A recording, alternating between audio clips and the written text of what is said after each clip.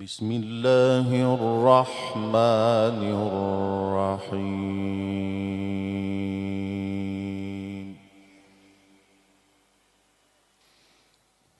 يا أيها الناس إنا خلقناكم من